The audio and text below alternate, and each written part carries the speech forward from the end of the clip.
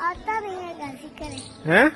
अरे आता ही नहीं है। कराटा। भूख क्या होती है उनसे पूछें जिन्हें 2 वक्त का खाना भी नहीं मिलता।